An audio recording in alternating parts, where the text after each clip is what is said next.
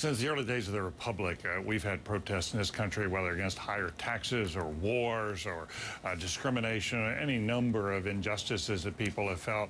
Our politics have been raucous, they've been boisterous, they've been full of sound and fury. But I must say, I think that this has become very offensive, what's happening at these town halls. It's one thing to have people show up, ask questions, ask hard questions, and to hold up signs.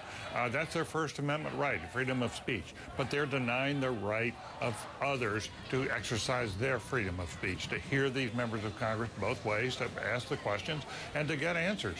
And it seems to me the issue here is not what's the White House doing, but where is the Republican leadership on this question? Meaning you feel that they should be leading the opposition to this, not letting brawls break out of town hall meetings. Absolutely. You'll recall that during the campaign, hard-hitting campaign, there were some times at McCain rallies and often at Palin, well, more often at Palin rallies, you remember there was a lot of anger being expressed there against the Democratic ticket, and some really nasty things were said, like kill him. You remember that?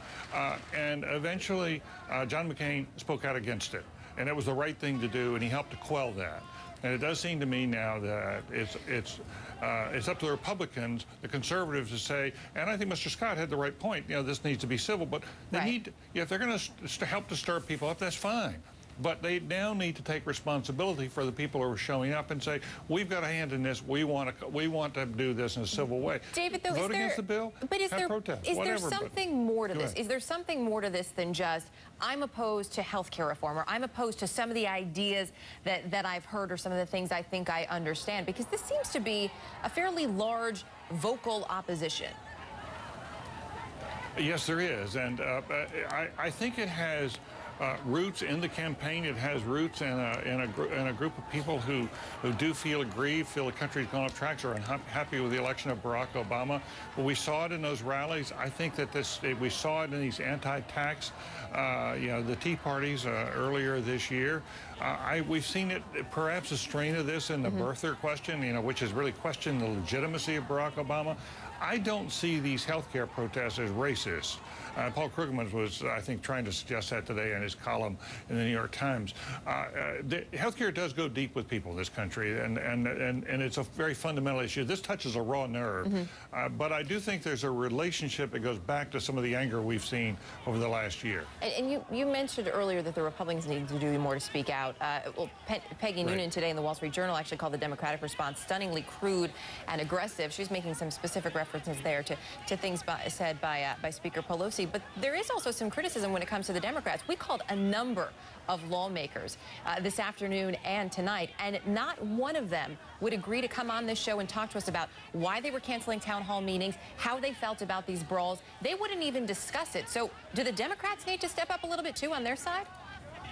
Absolutely, and Senator McCaskill did a few days ago, but more of them need to step up. I don't know why people feel intimidated by this sort of stuff on either side, whether it's Republicans or Democrats. This is very discouraging for people who want to see the democracy work. We've had two presidents in a row now, George W. Bush and Barack Obama, come to Washington, promise to change, make this our discourse, make it more civil, and it just gets worse. I mean, we saw last night, Erica, in the 200-day report card. There's a tremendous polarization that's now taking place that equals that of what we saw under George W. Bush, and there's anger growing on both ends of the spectrum at the other end. That makes governing very hard.